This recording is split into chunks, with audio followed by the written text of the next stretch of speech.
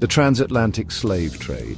This term, sterile and detached, encompasses one of history's greatest horrors. It began with the insidious tendrils of capture, reaching deep into the African interior. Villages, vibrant with life, were ravaged by slave raids.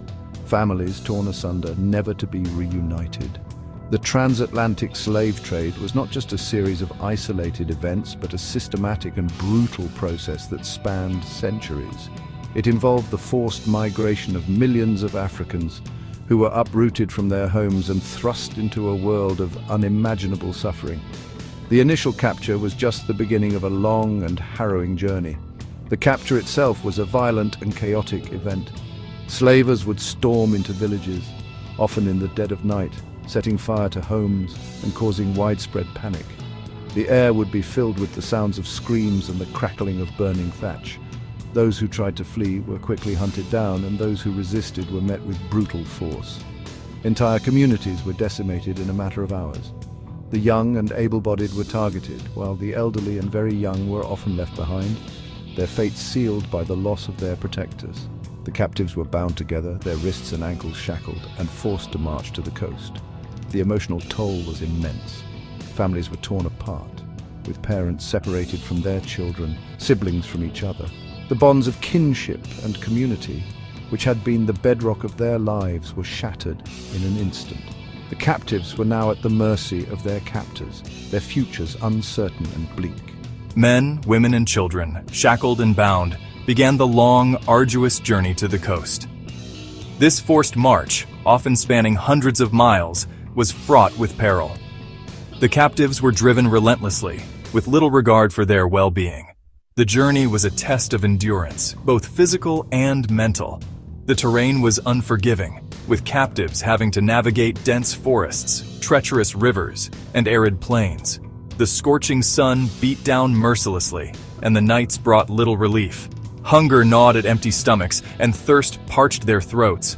Many succumbed to exhaustion, disease, or despair, their bodies left to decompose along the jungle paths. The captives were given little food or water, and what they did receive was barely enough to sustain them. The weak and the sick were often left behind, unable to keep up with the relentless pace.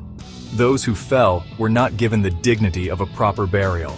Their bodies were left where they fell, a grim reminder of the harsh realities of the march. The psychological torment was equally severe.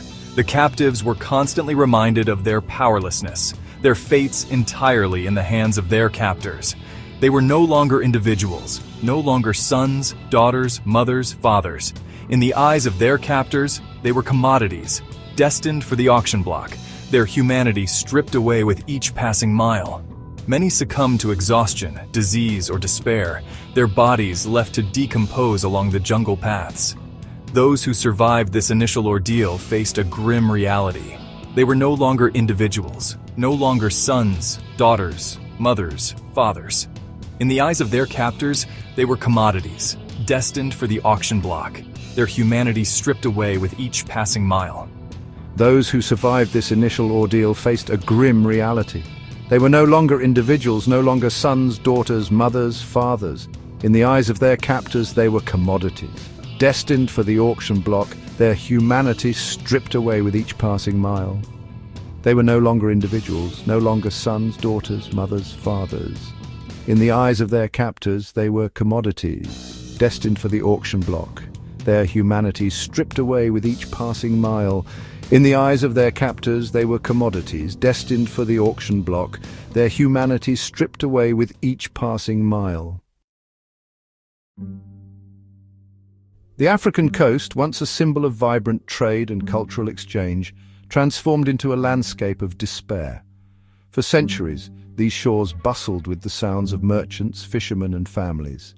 The air was filled with the rich aroma of spices, the vibrant colors of textiles, and the harmonious blend of diverse cultures.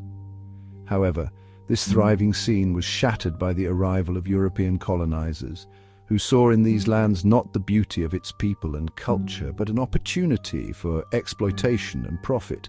Here, European powers erected imposing forts, grim testaments to their insatiable greed.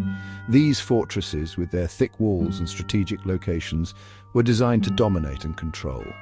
They stood as symbols of power and oppression, casting long shadows over the once free and vibrant communities. The cannons that lined their walls were not just for defense, but also a stark reminder of the violence that underpinned the entire system of slavery. These structures, built to facilitate the trade in human flesh, became holding pens for the enslaved. The interiors of these forts were designed with a chilling efficiency. Holding cells, often no larger than a small room, were packed with men, women, and children. These cells were dark, damp, and devoid of any comfort. The walls, cold and unyielding, bore silent witness to the countless lives that were torn apart within them. Within these forts, suffocating dungeons, men and women were crammed together, stripped of their dignity. The conditions were inhumane, with little regard for the health or well-being of the captives. The air was thick with the smell of sweat, fear, and despair. The cries of the imprisoned echoed through the stone corridors, a haunting reminder of the suffering endured by so many. The stench of human waste, disease, and death permeated the air. These dungeons were breeding grounds for illness, with diseases spreading rapidly among the weakened captives. The lack of sanitation and medical care meant that many did not survive their imprisonment. Those who did were often left with lasting physical and psychological scars. Many perished in these squalid conditions, their cries for mercy echoing unanswered. The suffering was immense and the loss of life staggering. Each death was a tragedy, a life cut short by the brutal realities of the slave trade. The survivors were left to mourn their lost companions, even as they faced the uncertainty of their own fates. The door of no return. This ominous name, etched into the walls of these coastal prisons, marked the point of no return. It was through this door that countless enslaved Africans passed, leaving behind everything they had ever known. The door stood as a final barrier between the captives and the ships that would carry them across the ocean. This ominous name, etched into the walls of these coastal prisons, marked the point of no return. It was a name that carried with it the weight of countless stories of loss and separation. For those who passed through it, there was no going back. It was a one-way journey into the unknown, a journey that would change their lives forever. To pass through this threshold was to sever all ties with their homeland, their families, their past. It was a moment of profound loss and sorrow.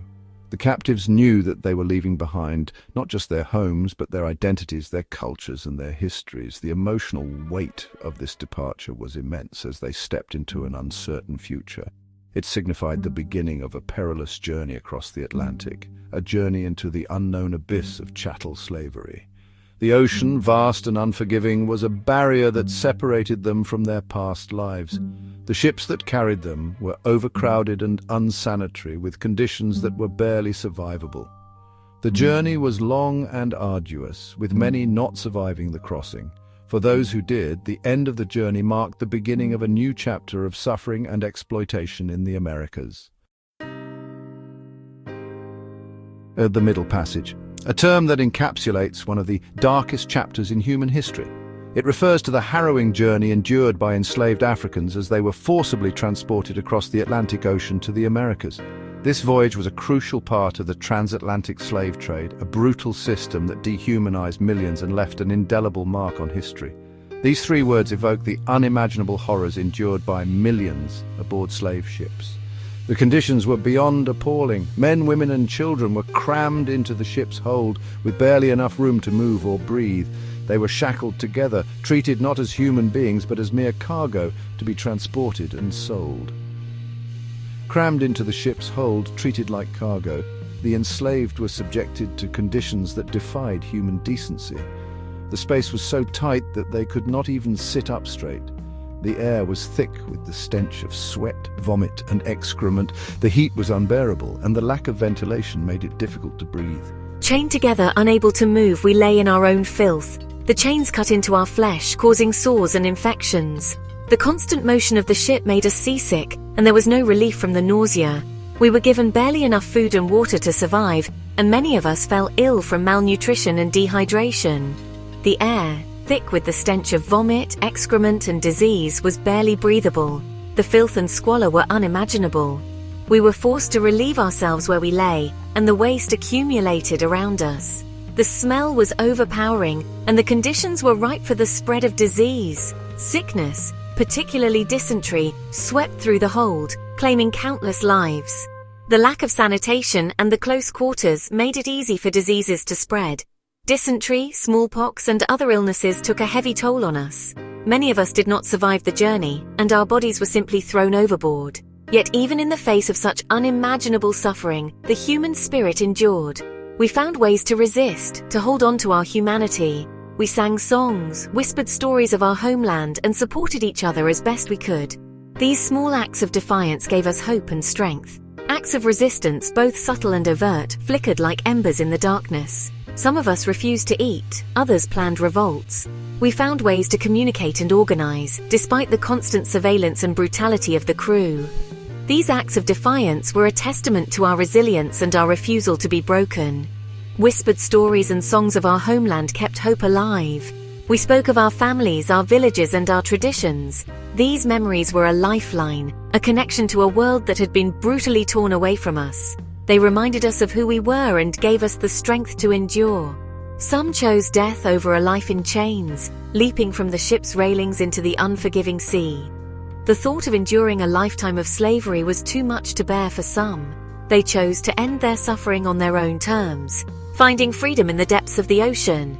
The Middle Passage, a harrowing testament to human cruelty, lasted anywhere from 6 weeks to 3 months. The length of the journey depended on the weather, the route taken, and the condition of the ship. For those of us who survived, the end of the voyage was just the beginning of a new nightmare. Those who survived this nightmarish voyage arrived in the Americas forever scarred, both physically and emotionally, by their ordeal. We were sold into slavery, our families torn apart, and our identities stripped away. But the memory of the Middle Passage and the resilience we showed remains a powerful testament to the strength of the human spirit. The arrival in the Americas offered no respite from the horrors of the Middle Passage, only new forms of suffering. Torn from the ship's hold, the enslaved were herded like cattle onto the auction block, their fates sealed. Stripped naked, their bodies prodded and examined, they were reduced to mere commodities, bought and sold to the highest bidder. Families, separated at the whim of their new masters, clung desperately to fading hopes of reunion, their hearts heavy with sorrow. The vast majority found themselves condemned to a life of toil on sprawling plantations, their labor fueling the burgeoning economies of the New World. From sunrise to sunset, they toiled under the watchful eyes of overseers, their backs bent by the weight of their burdens and endless tasks. The cotton fields, stretching as far as the eye could see, became symbols of their captivity, their sweat and blood nourishing a nation built on the backs of the enslaved.